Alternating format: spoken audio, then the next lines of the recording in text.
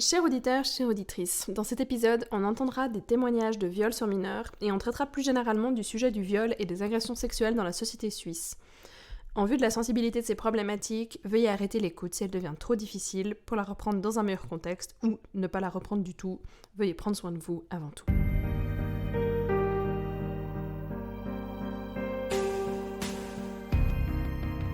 Dans cet épisode, nous accueillons Juliette, une Lausannoise de 18 ans qui vient d'obtenir sa maturité au gymnase. Bravo Juliette. Donc aujourd'hui, tu fais une année sabbatique pour un peu te retrouver, savoir ce que tu veux faire après, et tu aimes beaucoup écrire. Oui, exactement. Tu es ici pour nous raconter ton histoire. Quand tu avais encore 14 et 15 ans, pendant une année, tu as été en relation avec un homme de d'abord 17 et ensuite 18 ans pour la plupart de cette relation, qui a perpétué des viols t'impliquant toi. Tu étais donc une fille mineure. Oui. Cette relation a eu des impacts énormes sur ta vie, ta santé mentale et la manière dont tu vois la société évoluer. Tu es ici aujourd'hui pour témoigner ton expérience. On te remercie vraiment d'être là pour ça. Je voulais juste te dire qu'avant qu'on commence, si je dis des mots qui te conviennent pas, si je pose des questions qui te conviennent pas, ou si les deux ont fait des commentaires qui vont pas pour toi, tu peux nous arrêter à tout moment, enfin ta carte blanche pour gérer le narratif. Ouais, ok, merci beaucoup. En vue de l'ampleur du sujet, nous allons structurer la discussion en 2 parties et je pense que ça va être 2 épisodes séparés. Le premier épisode va tourner autour de cette relation qui s'est insérée dans ta vie quand tu étais jeune adolescente. Et au 2e épisode, on va parler du regard que tu portes aujourd'hui sur la société qui t'entoure et comment elle traite les femmes. Nous avons également recueilli 2 interventions d'expertes pour cet épisode. Une psychologue et une avocate, et le but était d'essayer de déconstruire ou mieux informer certaines affirmations qui sont devenues des sortes de vérités dans la culture populaire. Mais ça, on va plus en parler après. Si on commence avec la première partie, ça commence avec ta santé mentale. Ça semble arriver soudainement, mais un jour, tu te retrouves hospitalisée pour dépression sévère. Est-ce que tu peux nous raconter un peu comment ça s'est passé et comment tu l'as vécu ? En fait, je pense que je vais mettre un tout petit peu de contexte avant parce que ça a été genre super rapide. Donc c'était en été 2019, je faisais partie de la fête des vignerons parce que mon papa a écrit la musique en fait. Du coup, j'ai participé à cette fête. La classe. C'était vraiment un été de folie, c'était trop bien. Voilà, je me suis fait plein d'amis, c'était hyper chouette. Et un jour, je devais du coup faire un spectacle et je me rends compte que j'arrive plus trop à me lever, j'ai dû tourner tout le temps, enfin je me sens pas bien et tout. Et je comprends pas trop. Et puis ce soir-là, il y avait des amis qui étaient venus voir cette représentation et puis malheureusement, je vais devoir rentrer avec elles. Et je passe 3-4 jours au lit et puis j'arrive pas à manger, je pleure beaucoup, je suis vraiment pas bien. Du coup, on décide de m'amener à l'hôpital et puis là, on se rend compte que j'ai perdu à peu près entre 10 et 20 kilos en genre 2 semaines. Donc vraiment un truc méga hardcore et donc tout le monde est en panique, personne ne comprend et ça va très vite, je me souviens plus vraiment. Mais on m'emmène tout de suite chez ma médecin généraliste. Où direct elle me diagnostique trop vite en fait, avec tout de suite une anorexie et des choses comme ça, et puis après donc elle m'envoie chez un psychiatre, une psychiatre. Du coup je passe un peu 3-4 mois un peu dans le flou à aller chez cette psychiatre sans trop comprendre, je vais pas bien mais je comprends pas, je commence à peine le gymnase, on me met sous antidépresseurs et je comprends rien et ça va toujours pas, et du coup en janvier 2020 on décide de m'hospitaliser et ça s'est trop mal passé. Bon, je suis tombée sur une équipe d'infirmiers et infirmières vraiment catastrophique, donc ça a été vraiment pas bien du tout pour moi, mais je sais très bien mentir et faire genre que tout va bien. Du coup, j'ai réussi à sortir au bout d'1 semaine. Et du coup, voilà un peu comment ça s'est passé pour moi. Puis après, ça a un peu continué, où ça allait pas, il y a eu le confinement, donc forcément, ça a mis encore... On a commencé par traiter, entre guillemets, juste ton anorexie. Une anorexie supposée... J'avais une médecin généraliste qui était très chou, mais qui était très paniquée tout de suite. Donc vraiment, au moindre petit souci, elle était là. Mon Dieu, c'est sûr que tu as ça, va aux urgences. Enfin, elle était très alarmiste, en fait. Et du coup, par ma psychiatre, j'ai jamais eu un vrai diagnostic. J'ai eu beaucoup de problèmes avec la nourriture, mais c'était pas ça la raison principale. La dépression, on savait pas trop d'où ça venait non plus. Enfin, tout était vraiment une grande question. On était là, on sait pas trop ce qui se passe. Personne ne comprend pourquoi du jour au lendemain c'est vraiment l'enfer sur terre, j'ai des envies suicidaires, enfin ça va vraiment pas. Alors que dans ma vie tout va bien, j'ai des super amis, j'ai une super famille, enfin vraiment on comprend rien. Toi aussi vraiment tu comprenais rien, t'étais là, je sais pas ce qui m'arrive. Non mais c'était vraiment le flou, et puis pour mes amis aussi. Ma meilleure amie, elle m'a tout de suite dit mais en fait il y a un truc où j'arrive pas à y croire. Enfin c'était hyper violent, mais après on était très jeunes, mais elle était là, mais en fait juste je comprends pas, c'est pas possible que tu aies mal, enfin pourquoi tu as mal, qu'est-ce qui se passe. Puis moi j'étais là, je sais pas, et personne savait, et du coup c'était très frustrant quoi, parce qu'il y avait vraiment plein de points d'interrogation. Ma psychiatre, elle avait commencé à me dire que je souffrais sûrement de stress post-traumatique, mais moi j'étais là, mais de quoi vous parlez ? Je n'ai absolument aucun traumatisme. Ouais. Je comprends pas du tout de quoi vous parlez. Ouais. Et du coup, ça a été ça quand même pendant bien 2 ans, où c'était juste une grande question, quoi, vraiment. Ah, 2 ans de flou. 2 ans de flou, où vraiment on met sous antidépresseurs, et puis ça marche pas, ça va pas, et personne comprend. Enfin, puisqu'on te dit tu souffres certainement de stress post-traumatique, est-ce qu'il y a eu des tentatives de trouver ton traumatisme ? Moi, j'étais vraiment non, parce que tout va bien dans ma vie. Enfin, j'avais des éléments dans ma vie qui étaient pas fous. Par exemple, j'avais perdu un ami dans un accident, du coup, ça c'était un peu... Mais j'avais fait mon deuil, donc j'étais là, mais du coup, non, c'est pas ça. Dans ma famille, ça allait bien, à l'école, ça allait bien, j'avais des super amis. Enfin, vraiment, il y avait un truc où j'étais là, mais je cherche, mais non. Et personne ne comprenait, donc c'était vraiment le gros flou, quoi. Ouais, vraiment en surface, tout avait l'air d'aller. Ouais, c'est ça, et depuis toujours, quoi. Mais ce qui a un peu déclenché, on va dire, le processus de « je me souviens de tout », ça a été en fait une amie, je sais pas, on parlait de nos anciennes relations, enfin elle me parlait d'un de ses ex, et qui ça s'était plutôt mal passé. Et du coup, elle me pose une question sur, du coup, le garçon dont on va parler dans cet épisode. Oui. Et moi, j'étais là, bon bah, franchement, je sais pas trop. Et je sais pas pourquoi, mais durant cet été-là, donc été 2020, il y a beaucoup de personnes qui m'ont posé un peu des questions sur ce garçon. Puis j'étais là, bah ouais, enfin c'était pas fou, c'était un peu nul, mais je me souviens pas de fou. Je sais pas, c'était juste une relation comme ça et puis rien de sérieux. Mais du coup, avec cette amie, ça allait plus profondément parce qu'elle était là, mais comment ça, t'es resté avec un garçon pendant 1 an et tu te souviens de rien et tu peux juste me dire que c'était pas génial, enfin... Parce que toi, c'est ça que tu disais, que c'était pas génial, mais finalement, je me rappelle pas de grand-chose. Ouais, que j'avais été amoureuse et puis que c'était juste mal passé et puis voilà quoi, j'avais pas... Alors que je suis quelqu'un qui parle beaucoup, quoi, qui va être très dans les détails, donc elle était un peu là, mais... C'est-à-dire, et du coup j'étais là, bah en fait je me souviens pas. Et avec cette amie, on a commencé à regarder les conversations que j'avais avec ce garçon, parce que j'ai tout gardé. Et du coup on est retombé sur un épisode dont je me souvenais pas du tout, où je reçois à peu près une 100aine de messages de sa part, où vraiment il m'incendie complètement, et en même temps il y a du chantage affectif, enfin rien ne va dans ces messages. Ouais, c'est vraiment,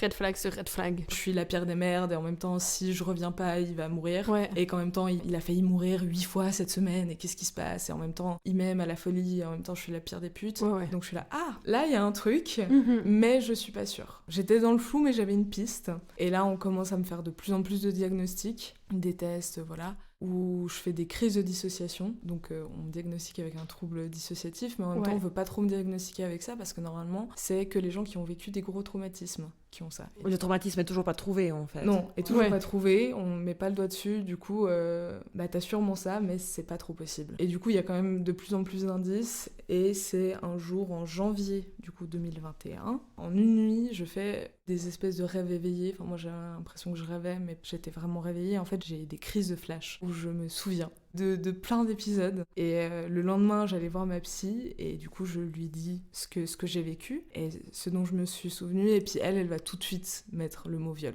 Et ça a été super violent pour moi, parce que du jour au lendemain, tout d'un coup, j'étais victime de viol, et puis c'était horrible, quoi. Tu passes d'une relation qui a quand même duré, mais t'as pas l'impression qu'il t'a laissé une forte impression, à en fait t'as été victime de viol et c'est horrible. Non, pas du tout. Enfin, j'avais des petits indices, dans le sens que bon, où on habite, c'est quand même très petit, on va pas se mentir. Du coup, forcément, des fois, je croisais un peu dans la rue. Je me sentais pas très bien. Mais après, je me disais, non, mais c'est juste que je stresse. Enfin, quand on croise un ex avec qui ça s'est pas bien passé, on n'est pas super à l'aise, c'est normal. Ouais. Mais là, il y avait vraiment un truc où je faisais des crises d'angoisse, en fait. Et je comprenais pas. Mais en même temps, j'avais quelque chose où je me raccrochais encore beaucoup à lui. Par exemple, quand j'étais à l'hôpital, je lui avais écrit beaucoup de messages pour lui dire, écoute, voilà, il m'arrive ça, parce que j'avais l'impression que c'était encore un peu ma bouée de secours, quoi. Et c'était pas logique, quoi. Il était quand même important, dans une certaine manière, parce que je lui racontais encore des choses, et il les prenait très bien, il était très chou. Mais en même temps, je me souvenais de rien, et en même temps, je savais que ça s'était mal passé. Enfin, c'était très, très étrange.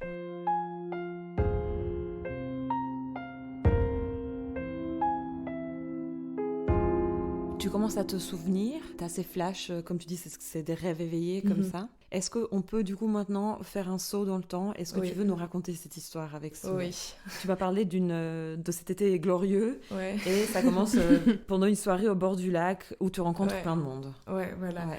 Donc c'était vraiment un peu la période où où j'avais une amie avec qui on sortait tout le temps, on était beaucoup les deux. Et je sais pas, on traînait au bord du lac, et puis il y a ce garçon-là qui vient nous aborder et qui nous dit « mais je vous croise souvent ici, si jamais demain soir on fait une soirée, vous pouvez venir si vous voulez. » Du coup, nous, on est tout excités, on est là, on a 14 ans, on est là, waouh, première soirée, le truc de... c'est incroyable, quoi, c'est trop bien. Et du coup, on avait menti à nos parents, on avait inventé un truc de merde pour y aller, enfin voilà. Et du coup, on va à cette soirée, et c'est super. C'est une soirée chez des gens? Pas du tout, c'est dehors, c'est au bord du lac, c'est vraiment à Vidi, on fait des grillades, on s'amuse. Et j'ai tout de suite un bon feeling avec ce mec, parce qu'en fait, il y avait un garçon, je sais même plus comment il s'appelle, mais qui draguait beaucoup ma copine, qui était un peu insistant, qui était un peu chiant, franchement. On était les plus jeunes là-dedans. Tous, ils avaient entre 17, 18, 19, enfin voilà, ils étaient beaucoup plus vieux. Donc que toi, nous. t'avais 14? Nous, on avait 14, les deux.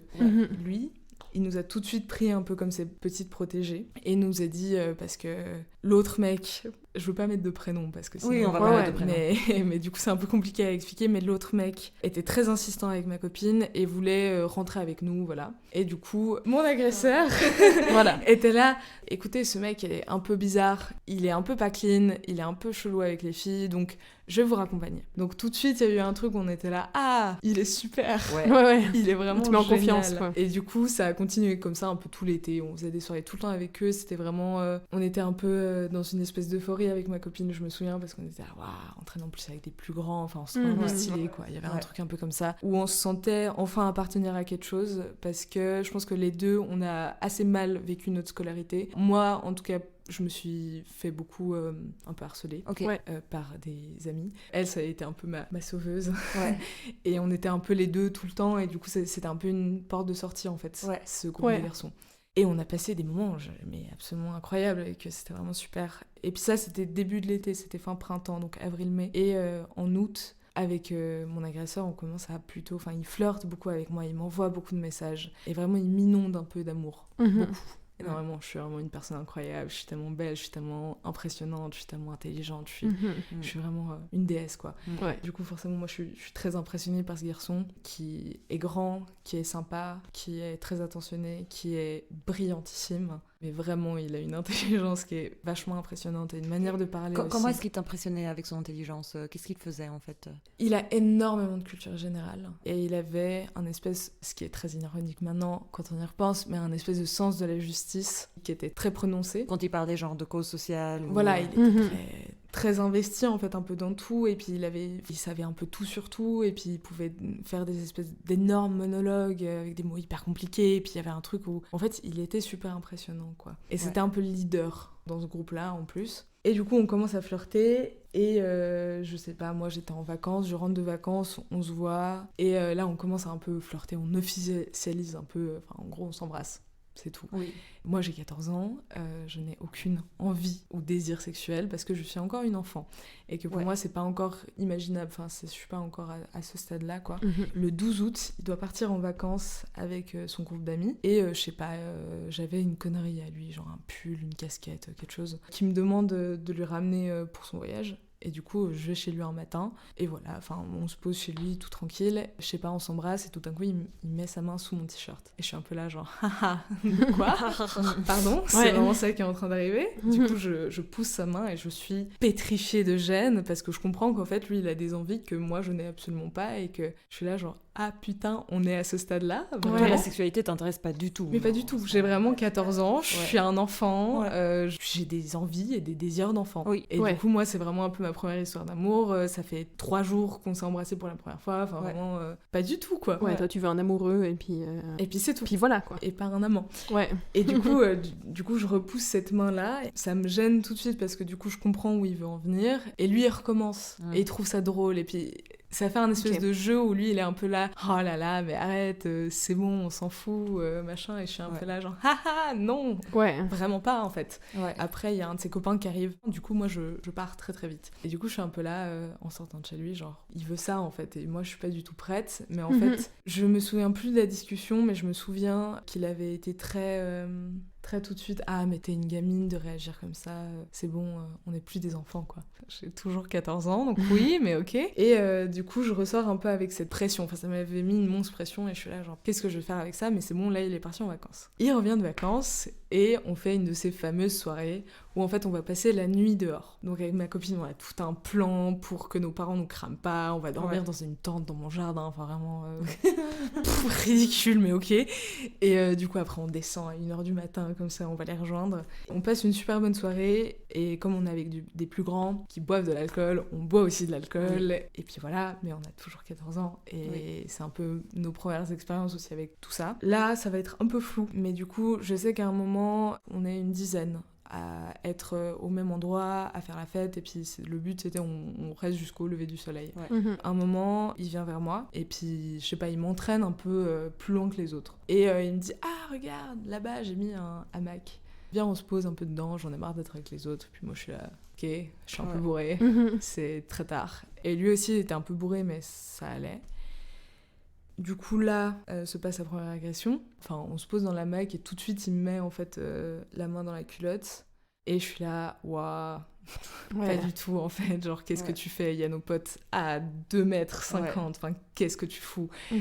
Du coup j'essaie d'enlever sa main, et puis il est là, non mais arrête, abuse pas.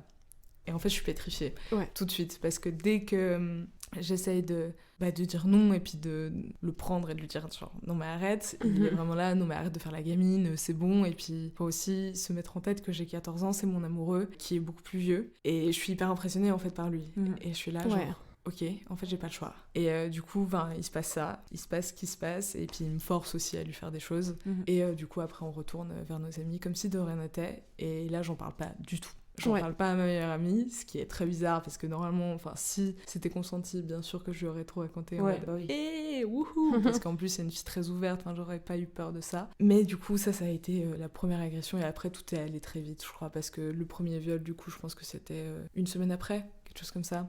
Tout était très très rapide, mais comme il m'inondait encore d'amour. Enfin, moi, j'avais l'impression que c'était surtout de l'amour, mais avec du recul, c'était aussi énormément de manipulation, surtout. Mais du coup, voilà. Tu parles du fait qu'il te disait non mais arrête, on n'est pas des gamins là, c'est bon.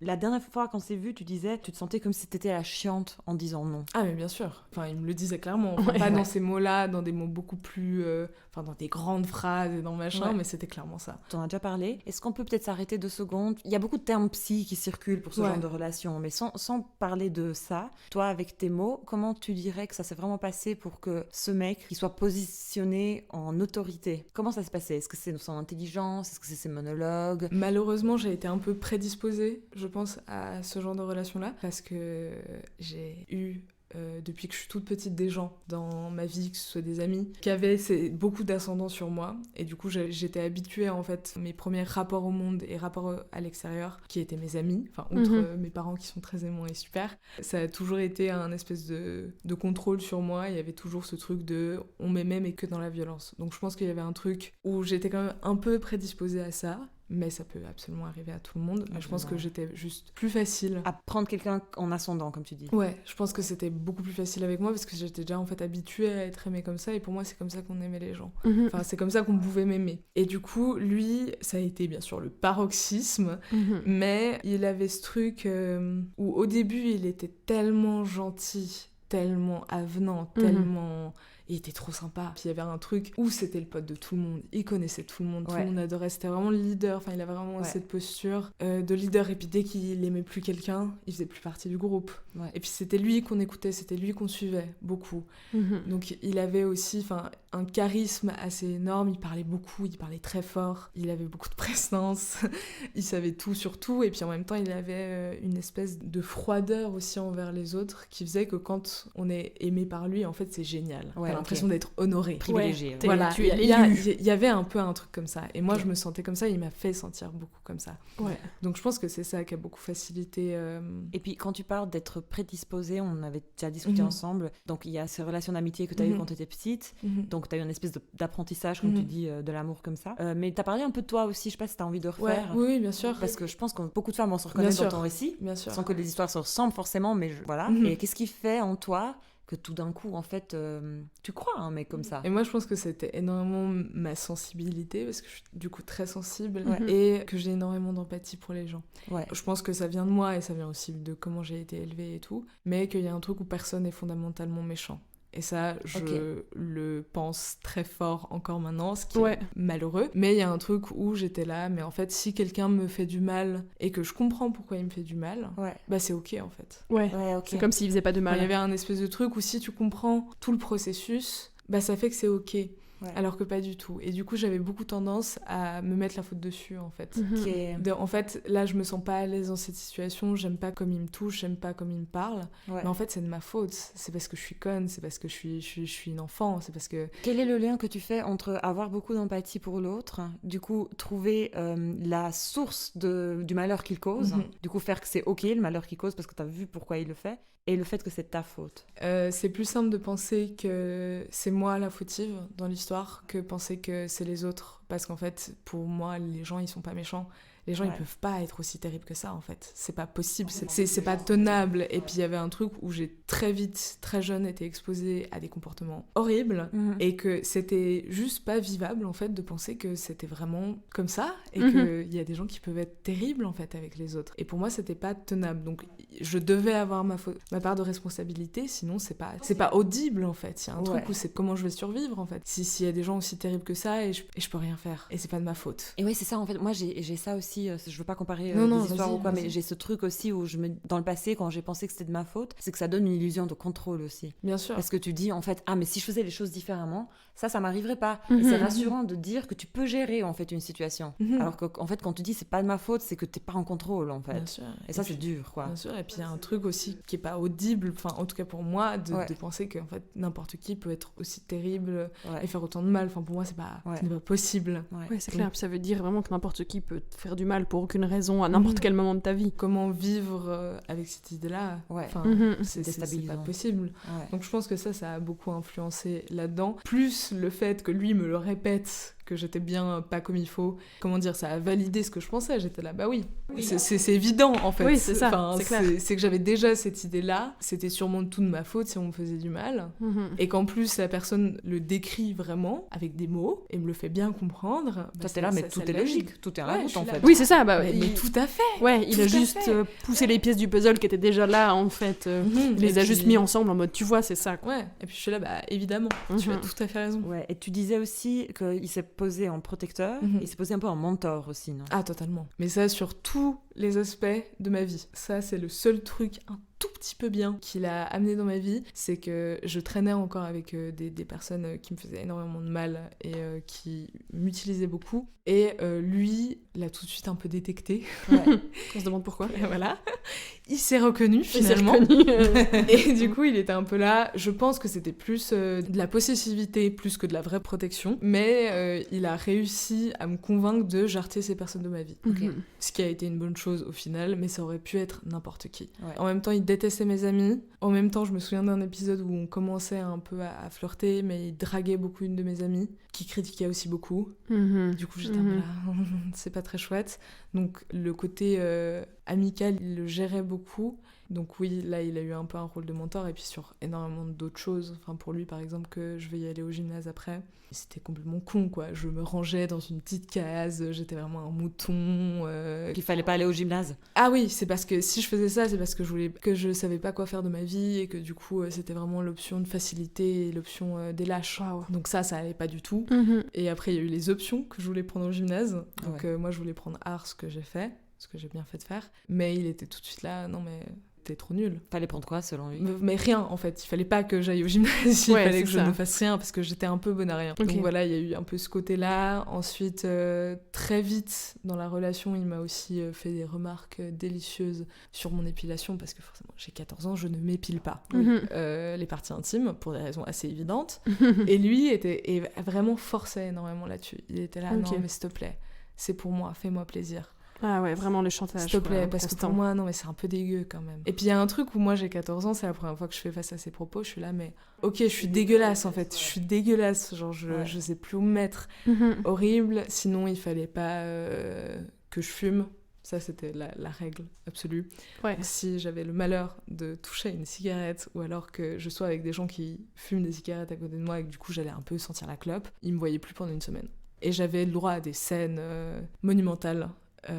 S'il y avait ça, si j'avais l'audace de toucher un joint, alors là c'était Enfin, je crois que je lui ai d'ailleurs jamais dit, mais il l'avait compris une fois et j'avais eu le droit à une scène absolument pas possible. Alcool, c'était la même chose.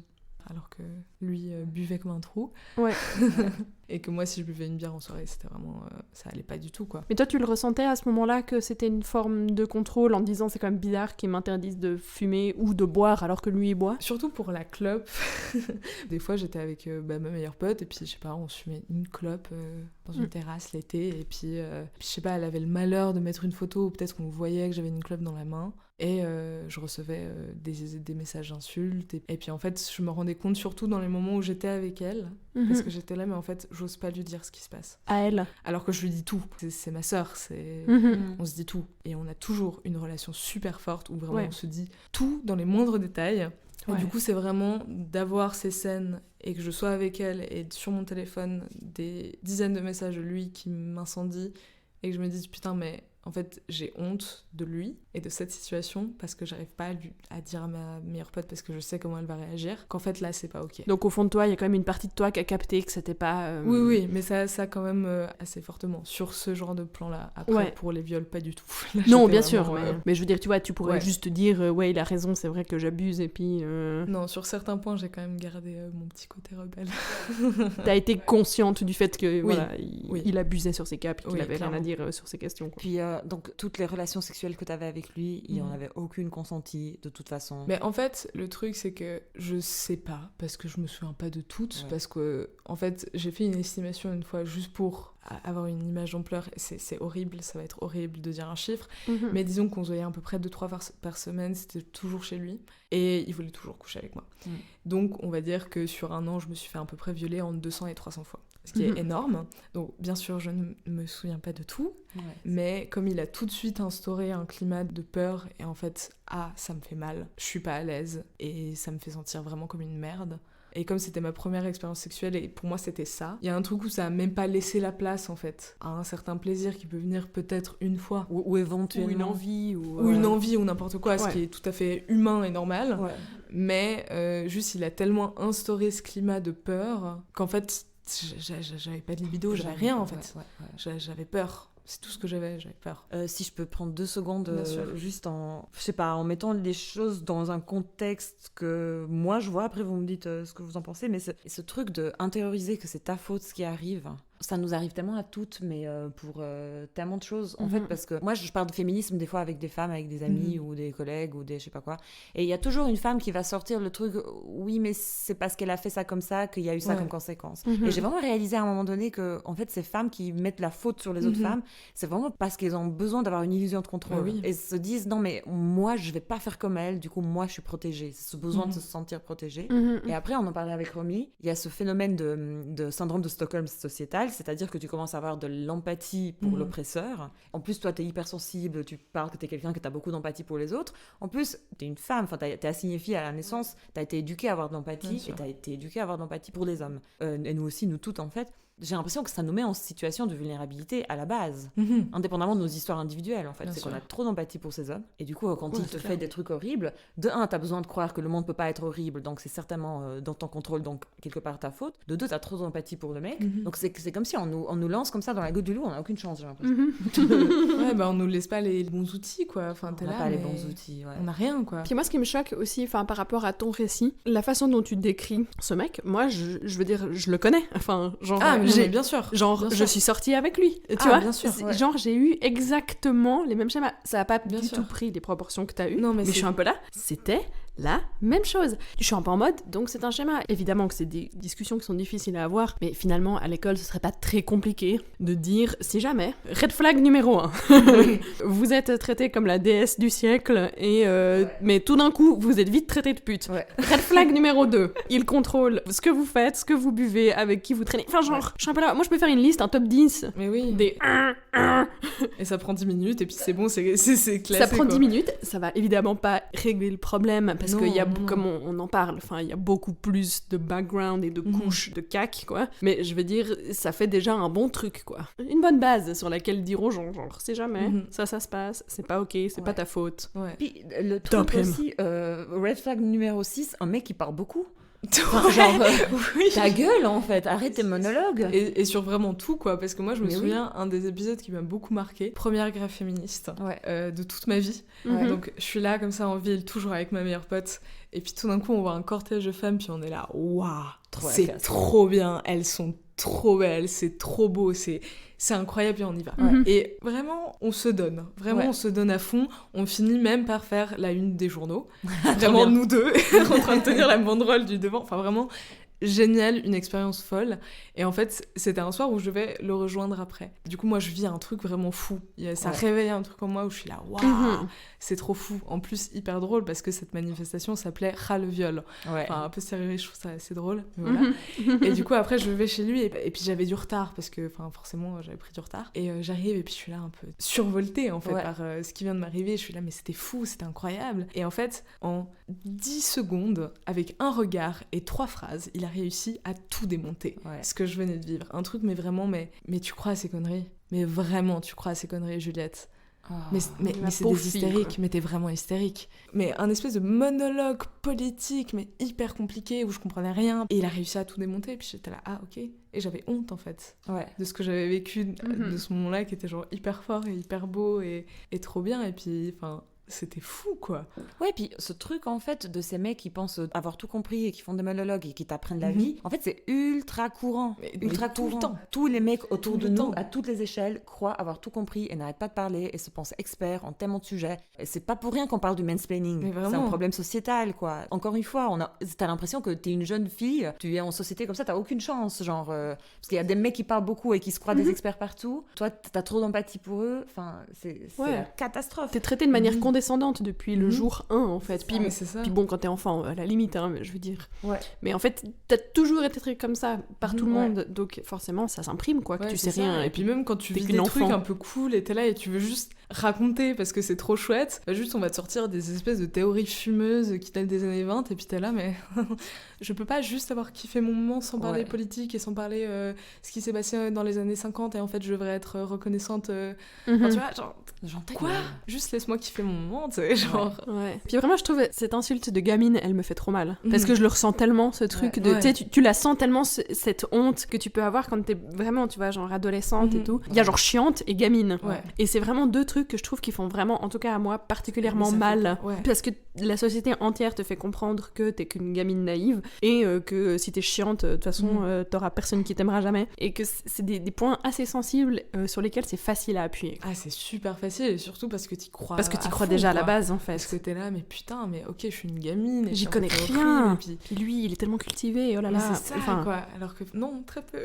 Enfin, je pense que Il parle vraiment, trop, à c'est ce tout. stade de ma vie, j'en savais beaucoup plus que lui. Surtout que lui, c'est juste qu'il osait plus, en fait. C'est un culot, c'est une histoire de culot, c'est pas une histoire de culture, quoi. Vraiment. c'est grave une histoire d'arrogance et puis d'avoir un public dédié. T'as tout le temps eu l'habitude que tout le monde t'écoute, ben c'est clair que pourquoi tu Mhm. la feindrais, tu vois. Et puis au pire, tu dis une connerie et puis enfin personne va t'en vouloir à vie pour ça. Non, mais tandis c'est ça. que si nous on dit une connerie, alors là, mais on est tellement débiles, mais Ouais, c'est ouais. terrible et puis enfin vraiment décrédibiliser la vie, quoi. C'est. Puis tous ces rapports dont tu parles de mentor et de protecteur, je me dis c'est violent parce que c'est des rapports qui sont ultra normalisés dans la société en Mhm. général. Genre, Ouais. récemment, Beaucoup. moi j'ai changé de job et j'ai un radar ultra allumé en ce moment. La quantité de gens qui voulaient m'apprendre des trucs. Et je suis là, Mhm. mais j'ai pas demandé de l'aide en fait. Ouais. Tu sais, quand tu commences un nouveau job, bah, t'as des questions. Et Mhm. j'ai des collègues extraordinaires, trop cool, des femmes d'ailleurs, qui sont vraiment à dispo quand je pose des questions. Mhm. Et c'est super. Tout d'un coup, t'as des mecs plus âgés qui me filent leur projet, parce que c'est normal que je vais reprendre leur projet, et qui s'attendent à ce qu'ils me donnent beaucoup plus que juste des infos de base sur le projet, en fait. Mhm. De la sagesse, tu vois. Oui, vraiment. Transmission de quel est ton rôle dans ce nouveau job. Et t'es là, mais j'ai pas demandé, en fait. Moi, je suis très au clair sur mon rôle. Ouais. Et je suis pas du tout à l'aise avec ça, en fait. Et je trouve que c'est le truc de mentor protégé. Mhm. C'est beaucoup trop normalisé. Mais bien sûr. Et puis il y a un truc où j'ai l'impression que tous les mecs font ça. Enfin moi j'ai Oui. pas rencontré un mec qui m'a pas une fois dit un peu genre non mais parce qu'en fait je Voilà. t'explique. Exact. On voit pas, mais il y a le changement de position de Juliette Ouais. qui est hyper parlant. Tu vois, ce côté du je m'installe dans mon truc, je me relaxe dans mon siège. Et je te prends sous mon bras. Voilà, et je mets ma petite main sous le menton et je te regarde d'un air un peu. Exactement. Clope au bec et je te cite du Baudelaire et en fait je vais révolutionner ta vie.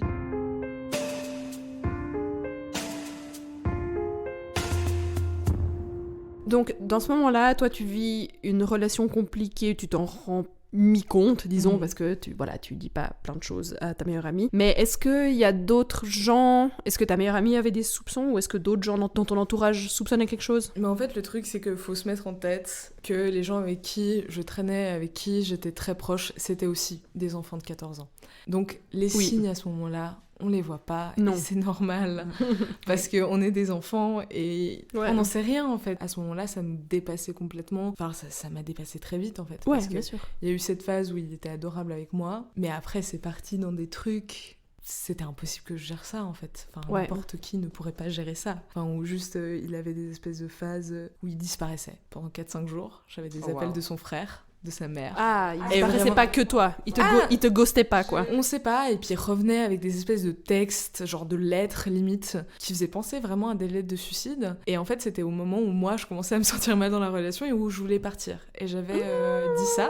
Et là, tout d'un coup, le monde s'écroule autour de lui, et c'est le type le plus malheureux de la Terre. Et du coup, moi, je dois faire face à ça. Et je suis là, mais en fait, j'ai hyper peur, parce que je suis censée faire quoi avec quelqu'un avec qui je suis très très malheureuse. Et je sens qu'il y a un truc qui joue pas, j'arrive pas à mettre le mot sur qu'est-ce qui joue pas, mais il y a un truc qui joue pas. Et puis il est là, et puis il me sort des lettres où il dit que en fait il fait une dépression sévère, il voyait pas du tout psy, hein, rien du tout. Oui, là. Et puis en fait il m'a raconté énormément de mensonges sur énormément de points de sa vie et sur des trucs qui me touchaient particulièrement. Ça, je suis pas sûre à 100%, donc on va mettre une petite parenthèse, mais c'est très possible qu'il ait menti là-dessus, parce que j'ai contacté son ancienne copine avec qui il était avant moi, et du coup c'est pas très probable que ça se soit passé, mais en fait quand moi j'ai perdu un de mes amis dans un accident de moto, je lui en avais parlé, parce que moi c'est encore quelque chose qui me touchait énormément, ça faisait pas longtemps que ça s'était passé à cette période-là, donc j'étais très triste encore par rapport à ça, et en fait je lui en ai parlé, et sa réponse à ça, c'est de me parler d'aussi un drame qu'il avait vécu dans le même style, c'est-à-dire une fille dont il était fou amoureux était morte dans un accident de voiture. Et en fait, il a mis l'accent sur j'étais amoureux d'elle, donc c'est pire. Et en fait, il y a eu un truc où il faisait un peu les échelons de la douleur, donc quand moi je lui disais un truc de ah ça me rend triste, je viens de perdre un de mes amis qui est mort, il me dit ah moi, c'est drôle pire. Parce que moi aussi, et en plus c'est pire. Et moi c'est pire, ouais. Et en fait, en parlant à son ancienne copine, quand j'ai réalisé tout ce qui s'était passé, elle m'a dit, moi je sortais avec lui, enfin dans cette période-là où il m'avait dit que la fille dont il était amoureux était morte, je suis pas morte, je suis bien là, et j'étais là genre waouh. Et avec cette fille on a beaucoup parlé du coup des drames de sa vie qu'il nous avait raconté aux deux, et rien n'était pareil. Elle lui avait raconté des trucs sur des maladies, des cancers dans sa famille, des trucs très très graves, très dramatiques. Moi il m'avait parlé d'inceste, il m'avait parlé de trucs horribles, de sectes, de trucs, de machins que je comprenais à moitié. C'est quand même un peu bizarre, il nous a vachement menti quand même, hein, c'est fou. Du coup c'était assez compliqué, parce que du coup dès que j'essayais de partir, parce que je me rendais compte qu'en fait j'arrivais plus à vivre, bah il me retenait comme ça, avec des histoires horribles. Ouais, où tu te sentais coupable et tu pouvais pas arrêter, ouais. Quoi. Et parce qu'en plus même quand j'essayais, bah il m'appelait et puis il me disait non mais là je vais me tuer. Là, je vais mourir. Et j'étais là, bah, t'as rien à faire. Bah, du coup, je reviens. Bah oui. Donc, t'as essayé de partir. Ouais, je suis partie une première fois. Et c'est là où il y a eu un peu une semaine de blanc, où vraiment, lui était au ski avec ses potes. Et je reçois des messages de ses potes, en fait, qui me disent à quel point il en a rien à foutre qu'on soit plus ensemble, et à quel point il a déjà pécho plein de meufs. Donc moi, je suis là, bah super. Merci. Je suis complètement anéantie, c'est très sympa de me dire ça. Ouais. Et c'est là qu'un matin, en fait, je me réveille et que je reçois ces 100 messages que j'avais lus avec mon ami après, qui m'a fait un peu réaliser tout, mais qui n'ont aucun sens en fait. Il y a toutes les émotions possibles dans ces messages. Il y a de la haine, il y a de l'amour, il y a des menaces, il y a tout. Et donc j'ai plus été avec lui pendant une semaine, et après je me suis remise avec lui. Tu t'es remise avec lui parce que tu te sentais coupable, du coup, t'avais peur pour lui ou pour toi? J'avais peur pour lui, j'avais peur pour lui, et puis il me disait clairement qu'en fait il allait arrêter de vivre si je revenais pas. Et puis il m'avait menti sur énormément de choses. Enfin, par exemple, il m'avait dit que quand il était petit, il avait dû prendre de la Ritaline, donc les médicaments pour les personnes qui ont des TDAH, qui n'est pas un médicament addictif d'après mes psychiatres. Moi, il m'avait dit qu'en fait, il avait une énorme addiction avec ces médicaments. Et donc, moi, j'étais persuadée qu'en fait, il était complètement addict à ça, et que c'était un vrai truc, une vraie drogue. Et puis, il était là, non, mais ça devrait plus être légalisé, machin. Enfin, vraiment des grands discours. Et c'est en parlant à ma psy de ça, ouais, non, mais il allait pas bien parce que machin. Et puis, elle me dit, mais pas du tout. Ça n'existe pas, ça. C'est pas un vrai truc, ça n'existe pas, en fait. J'étais, ok. Enfin, sur plein de petits points comme ça. Et du coup, moi, j'en savais rien. Je l'écoute. Il me parle de trucs horribles comme ça. On questionne pas. On ne questionne pas des histoires d'inceste, on ne questionne pas des Bah histoires non. de deuil, on ne questionne pas des histoires Bah d'addiction. Ok, je te suis. Ouais, tu dois recevoir l'information et puis essayer de gérer avec ça, mais Voilà, tu vas c'est pas aller ça. dans les détails. Je me demande juste, par exemple, tes parents, eux, ils voyaient quelque chose par rapport à cette relation, rien du Non. tout. Voilà, ils savaient que t'allais Rien du voir tout. ce gars Ouais, 2-3 puis fois par j'étais- semaine. comment Et puis... dire, j'avais aussi une personnalité très très secrète. Et il y avait un truc où il devait aussi gérer beaucoup de choses avec ma sœur, ma Ouais. grande sœur. Et du coup, c'était, je pense, plus facile de ne pas voir ce qui se passait avec moi que de se dire ah ok, là nos 2 filles vont vraiment très mal et c'est Ok. vraiment la merde dans les 2 cas et on comprend pas ce qui se passe. Ouais. Donc non, ils s'étaient doutés de rien. Ils étaient méfiants, mais pas plus que ça. J'avais réussi Ok. à les convaincre qu'il était super et que tout allait bien. Ouais, je pense qu'ils étaient juste méfiants de voir un mec de 18 Voilà. ans sortir Voilà. avec leur fille de Mais 14 après, ans. ils l'ont rencontré plusieurs fois et puis... Ils finissent par faire confiance. La question souvent que je me pose quand je fais des parallèles avec mes histoires de Mhm. relations toxiques, c'est finalement qui aurait pu m'aider et puis comment. Ouais. Moi, je me reconnais quand même dans certains trucs que tu dis, Mhm. dans des schémas toxiques, type t'as peur de le quitter parce qu'il va être trop mal. Ouais. De culpabiliser pour certaines Mhm. choses. Donc moi, fondamentalement, je faisais pas confiance aux gens autour de moi dans le sens que j'avais l'impression que si je disais ce qui se passe, j'ai l'impression qu'on m'aurait dit que c'était de ma faute, tu vois. Mhm. Du coup, je me demande qui aurait pu m'aider puis comment. Et là où je veux en venir, en fait, c'est qu'on est dans la merde. Ouais. Parce que c'est pas ta famille ou ma famille ou tes Ouais. amis ou mes amis, c'est juste en tant que société, on est mal équipé pour Oui. aider pour ce genre de Mhm. trucs. Et les gens déjà sont pas assez éduqués pour voir ce qui se Mhm. passe. Et même s'ils le voient, comment le dire? Est-ce qu'on est équipé pour l'entendre? Enfin, on est un peu dans la haine. Mhm. Je suis désolée, je fais plein de parallèles toujours actuellement avec la parentalité parce que voilà, je réfléchis à l'éducation que je veux donner à mon enfant et puis pour moi ça commence là en fait. Enfin, il y a Bien sûr. tellement de choses où on valide tellement pas l'expérience des enfants. Tu vois que ce soit des trucs d'un enfant de 2 ans qui pleure ou qui a peur, puis on dit mais non, mais il y a rien, c'est bon, il y a pas besoin d'avoir peur. Tu vois, puis, enfin tellement de trucs dès la naissance, on invalide complètement notre vécu. En tant que femme, c'est encore décuplé parce que c'est pas seulement les parents, c'est Mhm. la société entière Ouais. qui va être derrière pour Mhm. dire c'est pas vrai, mais non.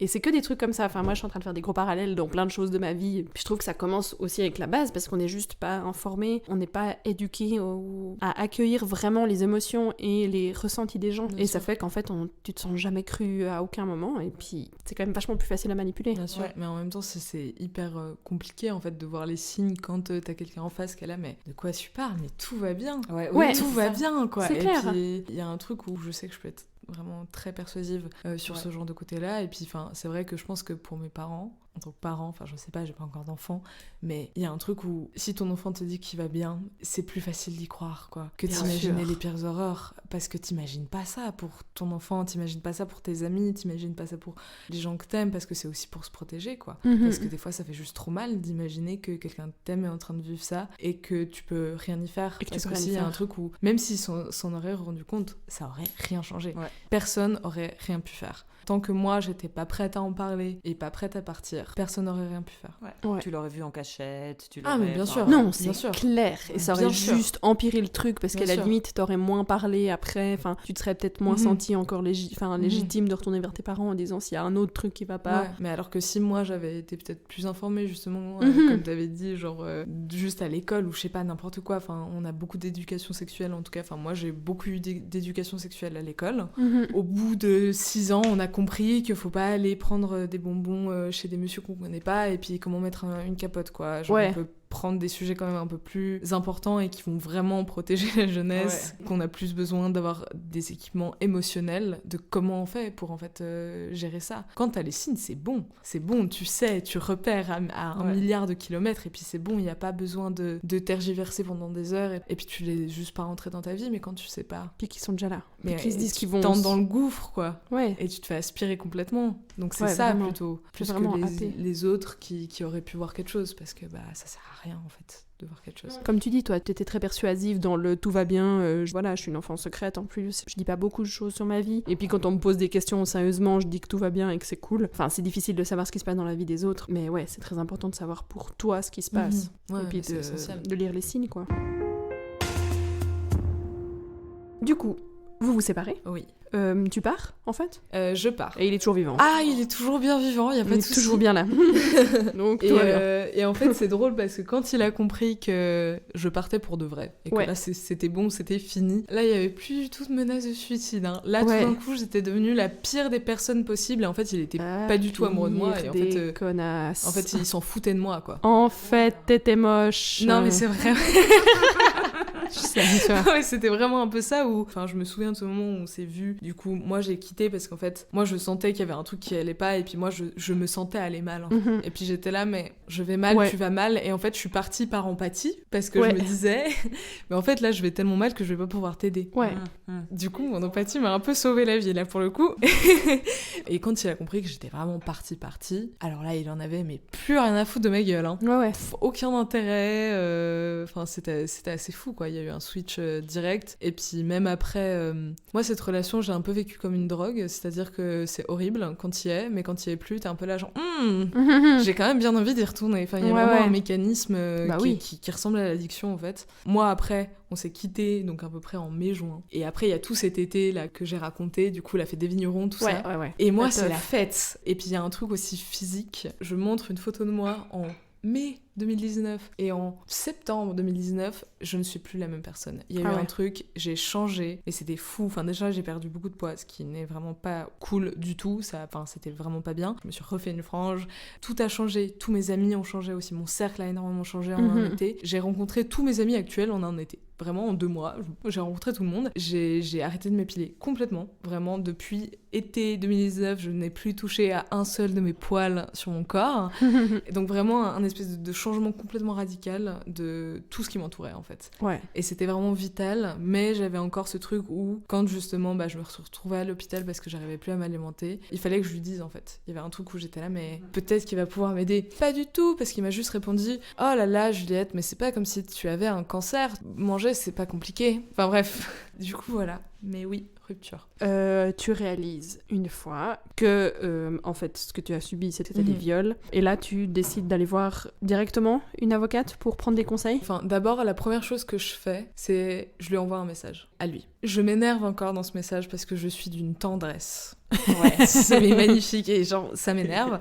Mais je suis très tendre dans ce message, très douce. Et en fait, je lui explique tout. Je lui explique vraiment tout ce qui s'est passé, voilà, que je vais mal depuis un moment, que j'avais plus de souvenirs de notre relation et qu'en fait là, enfin vraiment je lui explique tout le processus et je lui dis mais en fait là c'était pas ok. Moi j'ai été une enfant, t'étais pas un enfant. Là j'étais pas consentante, là t'as abusé de moi. J'ai pas utilisé le mot viol mais c'était assez clair. Et en fait lui me répond...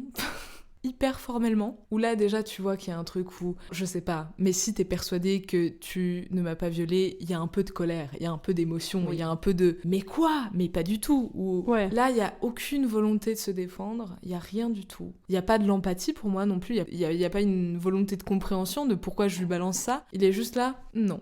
Genre vraiment, il prend tous les arguments que j'ai donnés dans mon message et il les démonte. Mais par des trucs hyper cons, il est là. Mais quoi, on était des enfants ? Mais pas du tout, je venais d'avoir 17 ans et toi tu allais sur tes 15 ans. Et puis j'étais là, mais vraiment notre date de naissance, il y a 3 ans et 1 mois de différence, c'est tout point à la ligne. J'avais 14 ans, tu avais 17 ans et à un moment t'avais même 18 ans pendant que j'avais 14 ans. Donc ça c'est important du point de vue légal parce qu'on va en reparler après. Vous aviez plus de 3 ans de différence et pendant une très bonne partie de la relation, il avait 18 ans. Oui, il était bien majeur. Tu vois, t'as jamais eu 16 ans pendant cette relation. Non, jamais.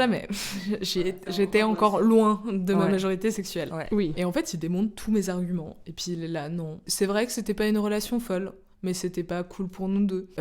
C'était 50-50. On s'est fait du mal la même chose. Toi aussi, t'as été horrible. Donc remets-toi en question avant d'envoyer des messages comme ça. Et en fait, au début du message aussi, il est vachement dénigrant sur mon état de santé mentale. Oui, il est un peu là, mais en fait, ça se voit bien qu'il y a pas tout qui tourne vraiment rond là-dedans. Hein, ça se voit que t'as bien oublié beaucoup de choses. Et c'est vraiment la définition du gaslighting. Mais quoi. Vraiment, genre t'es vraiment une sale hystérique qui devrait te faire soigner. C'était vraiment ça. Et en fait, la formalité de son message était hyper violente. Enfin, en fait, j'aurais préféré limite qu'il soit en colère, qu'il m'insulte. Vas-y, qu'il y ait une émotion. Mais là, ce truc de... Je t'annonce qu'en fait, tu as détruit ma vie, mec. Et t'es là, non. Un peu sociopathe, quoi. Il y a un truc, ma psy ne l'a jamais rencontré, bien sûr, mais en parlant, justement, en revoyant tous les messages et tous les mécanismes, il y a sûrement une petite pathologie derrière ça, parce que c'est tout simplement pas humain de montrer autant aucune émotion que ça. Après, peut-être que c'est juste très bien joué et très sadique de sa part, mais enfin, pour moi, ça a été une preuve de son sadisme absolu, ce truc de « Non, tu mens, tu es folle !» J'étais là, genre, bon, bah ok. Donc ça a été ma première réaction. Et du coup, c'est en juin 2021 que je décide du coup de contacter une association pour avoir des conseils juridiques avec les conseils de ma psy. Là, je suis pas du tout dans une démarche de je veux porter plainte, Non, je veux juste savoir en fait quels sont mes droits. Ouais. C'est quoi ma situation? Qu'est-ce que je peux faire avec ça si un jour je veux? Mais il n'y a pas de décision qui est prise. Mais du coup, j'y vais. Enfin, j'ai un rendez-vous avec une avocate. Et j'ai 17 ans, je suis morte de peur, je suis dans un de ces énormes immeubles magnifiques, tout en marbre, à Saint-François, et je suis là genre... dystopique comme truc. Non mais vraiment, le truc des Le escaliers en cabinet colimaçon d'avocat. partout, machin, Ouais. je suis là genre waouh, c'est trop beau, mais j'ai envie de Ouais. m'effacer, genre c'est horrible. Et du coup, j'arrive dans ce cabinet, je me fais recevoir par cette avocate, et moi je suis tétanisée de peur. J'ai les larmes aux yeux, j'arrive pas à parler, enfin Ouais. vraiment, je suis au bout de ma vie. Elle le voit bien, enfin vraiment, je pleure, quoi, c'est Ouais. assez visible. Et du coup, elle me demande du coup de lui décrire un peu comment ça s'est passé. Et en fait, moi j'ai le temps de dire en fait que voilà, je me suis fait violer de tel âge à tel âge, de donner sa date de naissance, ma date de naissance, son nom, qu'elle me dit ça sert à rien de porter plainte parce que au mieux il aura des jours amende. Mais portez plainte quand même, parce que si vous portez pas plainte maintenant, mais que vous décidez de porter plainte dans 6 mois, 1 an, 2 ans, ce sera louche auprès du tribunal que vous êtes allé voir une avocate et que vous ayez rien fait après. Et j'étais un peu là genre... Pourquoi c'est louche? Moi, Je sais ça, pas, pas mais louche. apparemment c'est louche. En tout cas, elle me l'a bien fait comprendre parce que du coup, vraiment, ce rendez-vous a duré 15 minutes. Elle m'explique rien, à part que ça sert à rien, mais portez plainte quand même, madame. Non, du coup, ouais. parce que tu viens de me dire que ça sert à rien. Et en fait, elle m'a mis aussi une pression supplémentaire en me disant, mais en fait, là, j'ai grillé ma seule chance. Parce que c'est clairement ce qu'elle m'a fait comprendre, c'est Ouais. qu'en fait, là, il faut pas attendre, en fait. Tu portes plainte maximum cet hiver, mais sinon, ce sera louche. Mais pourquoi? Mais je comprends sais pas. pourquoi ce serait louche. Je sais pas. J'avais 17 ans, j'ai voulu juste un conseil, mais j'ai eu besoin de réfléchir. Enfin, je sais pas moi. Trop bizarre. C'était Elle hyper t'explique bizarre. pas du tout la procédure. Rien du tout. Rien. Voilà. C'est que vraiment, elle me dit, ça sert à rien, au pire, il aura une peine pécuniaire. Mais voilà, ce genre d'histoire, ça aboutit pas à grand-chose. Mais c'est quand même bien de porter plainte. Je vous laisse réfléchir et dans 2 mois, vous me redites. Et après ça, j'ai reçu énormément de lettres de sa part qui me demandaient ma décision, du coup. Puis j'étais là, mais en fait, je venais juste pour des conseils juridiques, pas pour porter plainte. C'était hyper Je étrange. suis pas à la police. Et ça m'a dégoûtée en fait. Il y a eu un truc où j'étais déjà au courant de la situation juridique en fait du viol et comment ça se faisait, comment ça s'était traité. Et puis là, ce rendez-vous, ça m'a juste dégoûtée. J'étais là, mais non, du coup. Tu te sens pas du tout soutenue ou accompagnée. Non, c'est ça. Et puis j'étais là, mais en fait, c'est pas ma solution. Ouais, tout ce qu'on te dit, c'est juste ça sert à rien, ça va être fatigant, ça va te coûter des sous. Mais fais-le quand même. Bah, ok. Du coup, Juliette, quand tu nous as raconté ça, Mhm. c'est un peu choquant d'entendre ça. On a un cas de viol sur mineur, Claire et nette. clair et net, même pas de zone grise ou je sais pas quoi. Quelque part, on nous fait comprendre qu'en fait, si c'est zone grise, Ouais. et qu'en fait, de 1, la procédure va être trop difficile, de 2, t'auras max une peine pécuniaire ou quelques jours amende, voilà. Donc, c'est inutile. Et puis, c'est vrai qu'on entend souvent ce genre de discours, en fait. Et du coup, on a voulu essayer d'informer un peu plus ce genre de situation. Donc, on s'est approché de 2 expertes pour cet épisode. Tu es au courant, tu souris. On s'est approché d'une avocate et d'une psy. L'avocate, on s'est approché d'elle pour déjà qu'on ait un éclaircissement sur l'état des lieux de la loi en Suisse sur le viol, parce qu'on entend toutes sortes de choses, mais qu'en est-il vraiment? Des procédures judiciaires et puis comment ça fonctionne en fait. Quelque part, est-ce que c'est vrai qu'une mineure qui se fait violer, elle peut vraiment prétendre qu'à quelques jours amende, quoi? Et on s'est approché aussi d'une psy qui a l'expérience de ce genre de cas pour lui demander quels sont les risques et bénéfices du point de vue de la santé mentale de la plaignante, si elle se lance ou si elle se lance pas dans ce type de procédure en fait. Tu as écouté les 2 interventions. On va transmettre les 2 interventions dans le cadre de l'épisode et j'espère que tu vas nous dire ce que tu en as pensé.